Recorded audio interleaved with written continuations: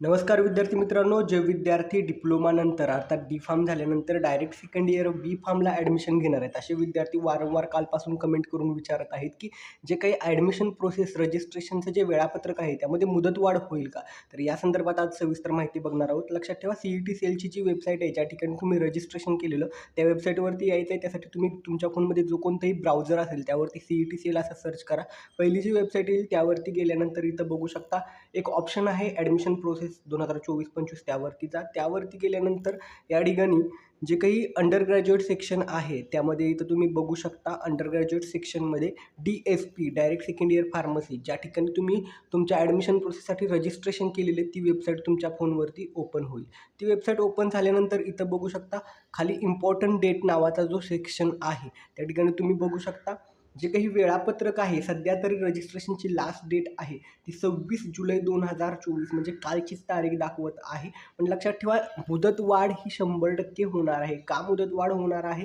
तर सगळ्यात पहिल्यांदा महत्त्वाचा मुद्दा, बऱ्याच जणांचं जर तुम्ही लॉग इन करून पाहिलं तर ई स्क्रुटिनी ऑप्शनमध्ये फॉर्म अजून FC सेंटरकडून व्ह्यू झालेला नाही आहे असं दाखवत आहे. त्याशिवाय जे तुमचे रिचेकिंगचे रिझल्ट येणं, त्यानंतर अनेक विद्यार्थी अजून ॲप्लाय करायचे बाकी असतात. अदर स्टेटमधले बरेच विद्यार्थी आहेत त्यांचा इक्विव्हॅलंट सर्टिफिकेट अजून यायचं आहे. तर त्यामुळे मुदतवाढ ही 100% होणार आहे. पण अजून ती मुदतवाढ का दाखवत नाही? कारण लक्षात ठेवा 26 तारीख ही रजिस्ट्रेशनची लास्ट डेट होती आणि 27 तारखेपर्यंत तुमच्या ई स्क्रुटिनी आणि फिजिकल स्क्रुटिनीसाठी दिलेली डेट होती. आता त्यानंतर आज शनिवार आहे. आज संध्याकाळपर्यंत, आज रात्री उशिरापर्यंत तुम्हाला या ठिकाणी किंवा आज दिवसभरात कधीही ते नोटीस येऊ शकतं, की तुमच्या डायरेक्ट सेकंड इयर बी-फार्मच्या रजिस्ट्रेशनसाठी मुदतवाढ झालेली आहे. लक्षात ठेवा इथं स्टार मार्क दाखवलेला आहे 26 तारखेला. याचा अर्थ आणि कॅप राऊंडचं जे वेळापत्रक आहे ते आलेलं नाही. या दोन्हीचा अर्थ एकच आहे, की या ठिकाणी रजिस्ट्रेशनची जी डेट आहे ती चेंज होणारच आहे. हा त्याचा अर्थ आहे. शेड्यूल जे आहे ते फिक्स नाही, त्यामध्ये बदल हा होत असतो. आज दिवसभरात कधीही डायरेक्ट सेकंड इयर बी-फार्मच्या ॲडमिशनची जी रजिस्ट्रेशनची डेट वाढणार आहे त्या संदर्भातलं अपडेट येऊ शकतं. त्यानंतर बऱ्याच विद्यार्थ्यांनी एक डाऊट विचारलेला आहे, की आमच्याकडं काही कास्ट कॅटेगरीचे डॉक्युमेंट नाहीत. खास करून मराठा समाजातील विद्यार्थी SEBC संदर्भात त्यांच्याकडं प्रमाणपत्र असेल, नॉन क्रिमिलियर असेल किंवा मग व्हॅलिडिटी असेल. या गोष्टी नसल्या कारणानं त्यांनी वारंवार विचारलेलं आहे, की आम्ही काय करावं? मग रजिस्ट्रेशन करताना SEBCमधून करावे की काय करावं? लक्षात ठेवा आता तुमच्याजवळ जे डॉक्युमेंट असतील, समजा तुमच्याकडे SEBCचे काहीच डॉक्युमेंट नाही आहेत, रिसिप्ट नाही आहे, टोकन नाही, ओपनमधून रजिस्ट्रेशन करा. ग्रीव्हियन्स पिरियड दरम्यान तुम्ही तुमचे मूळ कागदपत्र आल्यावर अपलोड करून SEBCमध्ये कन्व्हर्ट होऊ शकता. त्यानंतर दुसरा महत्त्वाचा मुद्दा, आत्ता जर तुमच्याकडे टोकन आणि पावती रिसिप्ट फक्त असेल तर तेवढी वापरून देखील तुम्ही आता फॉर्म भरू शकता आणि ग्रीव्हियन्स पिरियडमध्ये तुम्हाला मूळ कागदपत्र आल्यावरती भरू शकता. सध्या महत्त्वाचा मुद्दा काय आहे? रजिस्ट्रेशन करणं. अर्थात आता जे शेड्यूल आहे त्यानुसार काल रजिस्ट्रेशनची लास्ट डेट हे सांगत होते. आता नवीन ज्यावेळेस रजिस्ट्रेशनसाठी मुदतवाढ झाल्यासंदर्भात अपडेट येईल, त्यानंतर जर कोणाचं रजिस्ट्रेशन राहिलं असेल तर ते करून घ्या. आणि जी काही तुमची कागदपत्र आहेत, डॉक्युमेंट आहेत, ते अद्याप जर तुमचे अवेलेबल झालेले नसतील तर टेन्शन घेऊ नका. ग्रीव्हियन्स पिरियडमध्ये ते अपलोड करू शकता.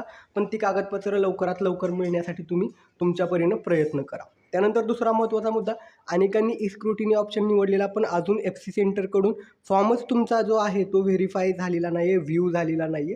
तर तुम्ही फॉर्म सबमिट केला आहे. आता पुढचं काम आहे ते FC सेंटरचं असतं. बऱ्याचदा ई स्क्रुटिनीचे फॉर्म हे गव्हर्नमेंटचे जे FC सेंटर असतात, गव्हर्नमेंट कॉलेज वगैरे त्यांच्याकडून व्हेरीफाय होतात. त्यामुळं जास्त फॉर्म आल्यामुळं बऱ्याचदा तुमचा फॉर्म व्ह्यू होणं, व्हेरीफाय होणं यासाठी वेळ लागत असतो. आता जर तुमची इच्छा असेल, की तुम्ही ई स्क्रुटिनी पर्याय निवडला आहे, तो चेंज करून आम्हाला फिजिकल स्क्रुटिनी करायचं आहे, तर ते देखील तुम्ही करू शकता. मागच्या एका व्हिडिओमध्ये मी सांगितलेलं, तुम्ही लॉग इन केल्यानंतर इथेच डॅशबोर्डवरती तुम्हाला तुमचा स्क्रुटिनी मोड आहे तो चेंज करता येऊ शकतो. ई स्क्रुटिनीचा फिजिकल स्क्रुटिनी करू शकता. स्लॉट तुम्ही तुमचा जो काही जवळचं FC सेंटर आहे तिथं जाऊन तुमचा फॉर्म फिजिकली देखील व्हेरीफाय करून घेऊ शकता. तर ते तुमच्यावरती आहे, तुम्हाला वाटत असेल तर तशा पद्धतीने करू शकता. आणि आत्ता जरी तुमचा फॉर्म नॉट व्ह्यूड बाय FC किंवा व्हेरीफाय झालेला दाखवत नसलं लॉग इनमध्ये, टेन्शन घेऊ नका. तुम्ही जर फॉर्म सबमिट केला आहे तर तो व्ह्यू करून व्हेरीफाय हा होणारच आहे. तरी देखील आता रजिस्ट्रेशनसाठी मुदतवाढ झाल्यानंतर तुमच्या जवळ जर FC सेंटर असेल आणि तुम्हाला तिथं अपॉइंटमेंट घेऊन तुम्हाला तिथं जाऊन फॉर्म फिजिकली व्हेरीफाय करायचा असेल, तरी ई स्क्रुटिनीचं फिजिकल स्क्रुटिनी चेंज करून तुम्ही त्या ठिकाणी फॉर्म हा तुमचा व्हेरीफाईड करून घेऊ शकता.